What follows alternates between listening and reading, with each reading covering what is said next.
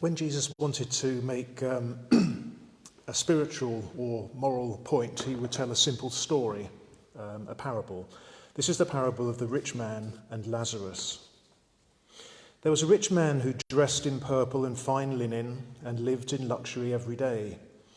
At his gate was laid a beggar named Lazarus, covered with sores and longing to eat what fell from the rich man's table. Even the dogs came and licked his sores. The time came when the beggar died, and the angels carried him to Abraham's side. And the rich man also died and was buried. In Hades, where he was in torment, he looked up and saw Abraham far away with Lazarus by his side. So he called to him, "Father Abraham, have pity on me and send Lazarus to dip the tip of his finger in water and cool my tongue, because I'm in agony in this fire." But Abraham replied, "Son, remember that in your lifetime you received your good things, while Lazarus received bad things. But now he is comforted here, and you are in agony. And besides all of this, between us and you, a great chasm has been set in place, so that those who want to go from here to you cannot, nor can anyone cross over from there to us." He, the rich man, answered, "Then I beg you, Father, send Lazarus to my family, for I have 5 brothers. Let him warn them, so that they will not also come to this place of torment." Abraham replied, "They have Moses and the prophets. Let them listen to them." "No, Father Abraham," he said, "but if someone from the dead goes to them, they will repent." He said to him, "If they do not listen to Moses and the prophets, they will not be convinced, even if someone rises from the dead." Thanks, Paul. Title for this morning, Noticing People. Noticing People. I was mentioning at the beginning of the service that please don't shy away from counselling and how counselling can be so helpful. And I say that from personal experience, so on one level I really do know how helpful counselling can be. During my own counselling years ago, I became aware of something I'd done unconsciously from a very, very young age, a childhood pattern that overflowed into my early adulthood. I would notice certain people's eyes. I was drawn to them, and I'd use mine to try and catch their eye. Eyes. The mutual gaze that develops between the parent and the baby. So important, essential part of our emotional development. Learning how to connect with people. We've heard it said that eyes are the mirror of the soul. Beautiful, real beauty in the eyes. I suppose it depends what's in the soul, but an important window. In some ways, I think at an early age, for certain reasons, it was extra important to me. But as I say that, I guess many of you can relate to that as well, if you think about it and reflect on that. But for me, I think I wanted to be noticed, seen for who I am. I think I was trying to meet a need in me, and it was perhaps heightened, again on reflection, by having an absent father, and my mother, for various reasons, and I say this without judgment, wasn't always present in one way or another. And I wasn't conscious I was doing this. It wasn't a thought-out plan. I didn't wave my arms around all the time and say, notice me, look at me, look at me. At primary school, as an example, remember it very clearly, age 6, trying to catch the eye of the young Mrs. White, who I had a crush on. She got married that year, devastated. Age 10, Katrina Dunn. She was 9, and she sat at the other end of the dinner table in the dinner hall at primary school, and I was longing for her to gaze into my eyes. And the power, the emotions, when actually one day our eyes met. So powerful. At parties as a young teen, throwing in my John Travolta Night Fever dance moves for extra measure. At university, I remember even trying to catch the eye of a lecturer, especially if I really wanted to learn or felt a connection or wanted a connection with that lecturer. When I started going to church 30 years ago, I think I was trying to catch the eye of the minister, the preacher. Whatever my need, I'm pleased to say, it's been met, or it's being met, no longer lacking in that way, although that desire, that healthy desire, I think, for ongoing connection is still there, whatever deficit was in my life in the past. But being seen by all of us, everybody, is so important. Being noticed, not being invisible. Even if at one level we don't think we want to be seen. For those of you who know the Enneagram, the type 9, the peacemaker, is known for wanting to be a wallflower, to blend into the background. It's a kind of defense. Oh, I'm not important. They don't want to stand out. Don't want to cause a problem. But then that type can be very frustrated if they're not noticed. It's key for all of us. In the lectionary readings, which I've really loved, quite challenging, really loved over the last few months, especially in Luke recently, it's really jumped out at me afresh. Jesus, stating the obvious here, Jesus really noticed people, including maybe even particularly the people that others overlooked, or who the religious noticed but saw as an inconvenience, a contamination, something that would make others unclean.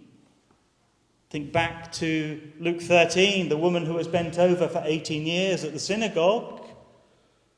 Jesus saw her. That's powerful.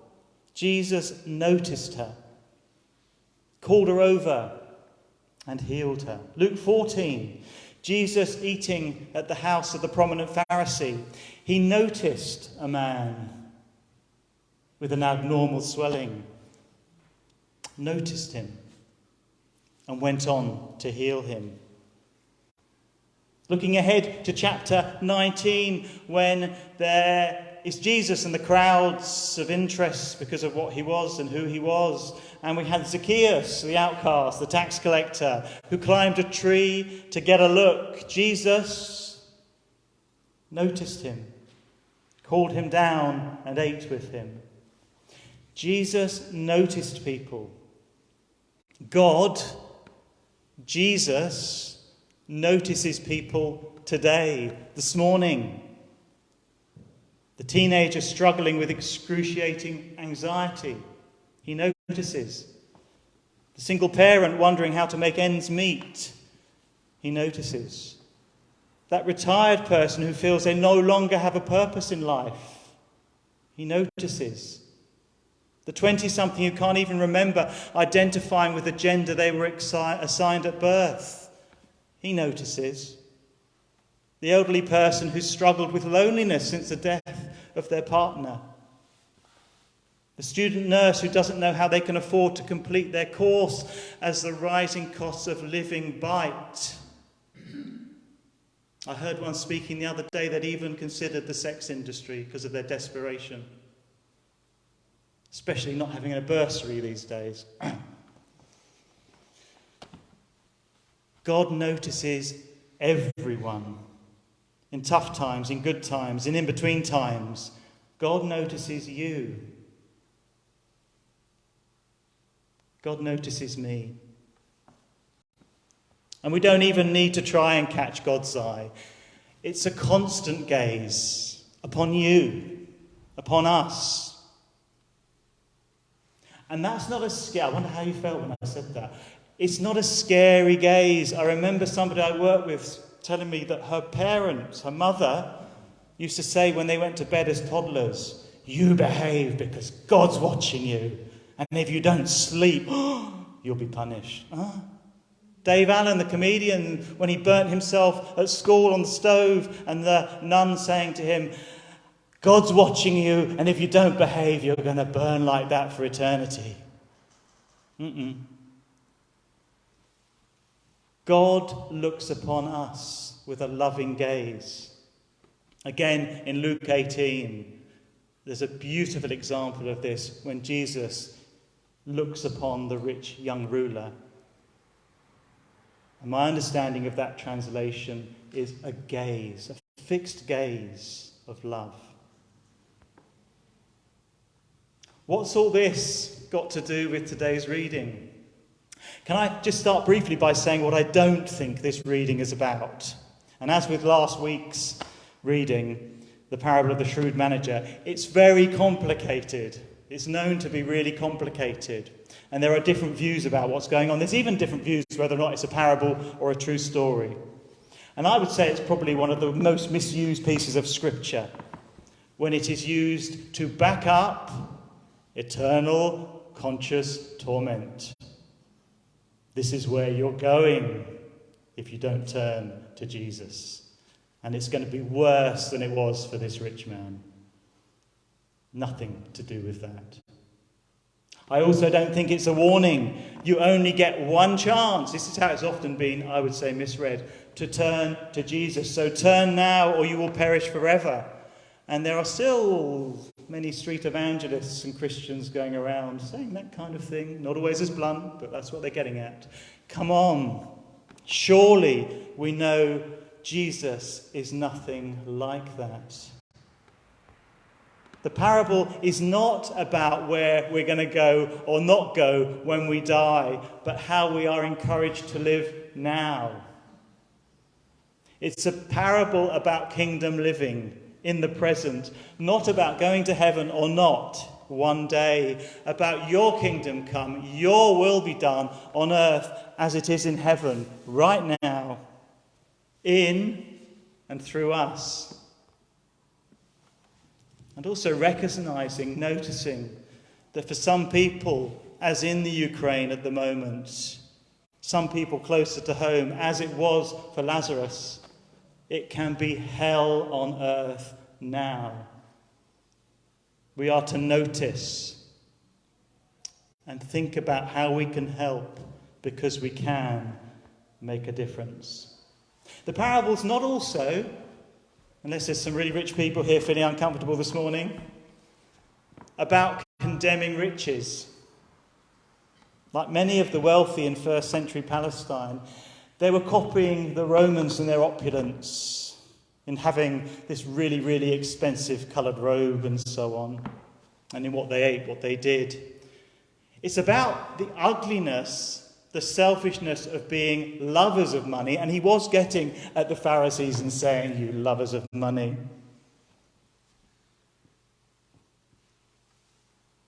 You can't do that and have your eye on God and notice other people. But this, I believe, is the worst thing that is being pointed out. I would say, for me anyway, in the last week or so, it seems to be the primary point of this parable. The rich man, because of his self-focus, didn't even notice Lazarus. How awful is that? Not even feeling worthy of being noticed. His hunger was awful. His sores being licked by dogs was awful. But not being noticed, being invisible, feeling insignificant. And there was no excuse. Jesus makes the point, there is no excuse for the rich man or the Pharisees. You should have made it more clear. Please go and make it clear to my brothers. No, it was already central in the teaching they had. They just couldn't see it, or they chose to ignore it. It was in the heart of the prophets and the law of Moses. Looking after the widow, the orphan, the unfortunate, the foreigner. Justice, without all of which their worship was hollow and a stench to the nostrils of God if they had a hard heart. And I love that, Jesus points out. Even if somebody came back from the dead, and maybe he's referring to the other Lazarus we heard about in the Gospel of John, who did come back from the dead, but still many saw that and their hearts seemed to get harder. It won't be enough if you've already got a hard heart. And of course, Jesus is referring to his resurrection. Even when I'm raised, many will not turn. And they didn't. And they don't. But I do think for us, why this is so important for us this morning, it's an encouragement for us to notice people.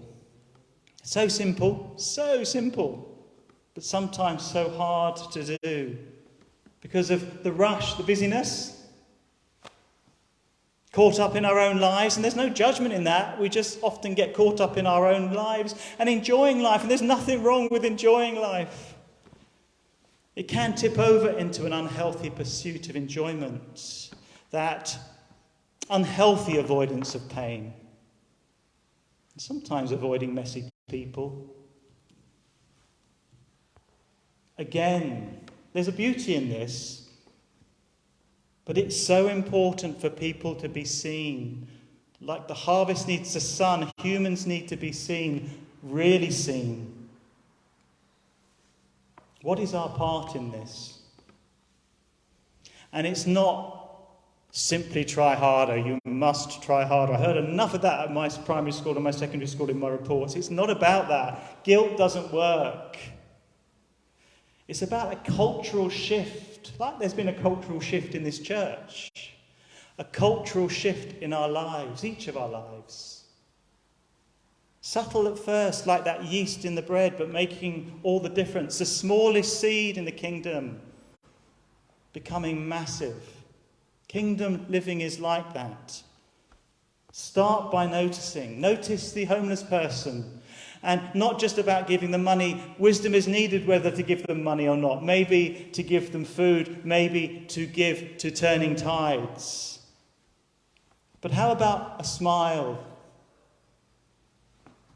How about time with, talking to, listening to, and certainly not enforcing Jesus upon them? Ugh. That's not love. What about the neighbour, noticing that they're lonely, that they're sad, that they're suffering domestic abuse? But being sensitive, start by noticing, and then ask God for wisdom in case you're called to do something. What about the stranger on the bus? The difference that a kind word can make, a smile can make. Listening to somebody, even if they're going on and on and on and on, sometimes that's a sacrifice. In church, noticing people. What I found really interesting is some of our newer people here, and this isn't a condemnation of others of us, but some of them are particularly good at noticing when somebody else new is here and sitting on their own. And they'll go up and chat with them. I think that's wonderful. Noticing people, but also noticing if they want space, not imposing. Noticing within our families. Very moving. On the TV recently, you might have seen it, the 3 dads, each of them who lost a daughter through taking their lives. Encouraging the rest of us to notice what's going on. Noticing. Because that can make such a difference. Noticing the needs overseas. It's tempting to bury our head in the sand and not to watch the news, and we all know that, and it can be unhealthy watching too much. But we know enough to know that we are called to notice. Joshua said this, it's always the most vulnerable people who suffer the most in these kinds of wars that are going on at the moment. People in hospitals, people in care homes. What about politics? Have you heard it said Christians should not get involved in politics? What a load of rubbish. We are called to notice those who are suffering because of injustice. In Jesus' culture, within Judaism, they didn't have this part of life, that part of life, politics over there. It was all one, it was all whole. Of course, we are called to get involved in politics. There is a massive divide between rich and poor in this country. So we are called to vote. We're called to vote wisely. We're called to vote unselfishly. What's in it for me? We're called to look at things like budgets and ask questions. Who will this really help? Will it help the rich get richer and enjoy that opulence? Or will it actually help those who are really struggling? We're called to notice the destruction through climate change, because it is often the poorer countries who create less of the emissions that get devastated. Listen to these words from Martin Luther King in relation to this story. And he calls the rich man Dives because that's the Latin for the rich one. And he's sometimes been known as that. Dives is the white man who refuses to cross the gulf of segregation and lift his black brother, we would add, and sister, to the position of first-class citizenship, because he thinks segregation is a part of the fixed structure of the universe. Dives is the Indian Brahmin who refuses to bridge the gulf between himself and his brother and sister, because he feels that the gulf which is set forth by the caste system is the final principle of the universe. Dives is the capitalist who never seeks to bridge the economic gulf between himself and the labourer, because he feels that it is unnatural for some to live in inordinate luxury whilst others live in abject poverty. Dives' sin was not that he was cruel to Lazarus, but he refused to bridge the gap of misfortune that existed between them. Dives' sin was not his wealth. His wealth was his opportunity. His sin was his refusal to use his wealth to bridge the gulf between the extremes of superfluous, inordinate wealth and abject, deadening poverty. Those of us with the resources to help those who lack them must pay attention, must notice, and respond meaningfully to their needs, not just with traditional charity, he goes on to say, but with a commitment to structural, social, and economic change. And as Christians, we certainly have no excuse. We should know better than the Pharisees, because Jesus made it even more clear than the law and the prophets that preceded him. Crystal clear, but we still don't necessarily get it, even though we do know the one who came back from the dead. If our hearts are closed or not open, it's just the same as with the Pharisees. If we're too busy with the worries of life or riches of this earth. Noticing people. Let's notice people. And as I say that, I know many of you do. Many of us do already. Let's do it even more. And just noticing people, of course, is not enough. It's a fantastic start, an essential start. Jesus noticed. Then Jesus acted. He gave his time, he gave his attention, he healed. For us, we are called to notice and to sometimes act, not just by giving money, by giving of our time, other types of help, by listening. By listening. I'm going to say that even one more time because it is so essential and often missed. By listening.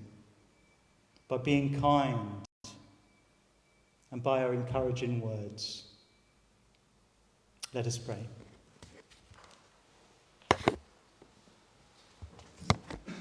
Dear Lord, thank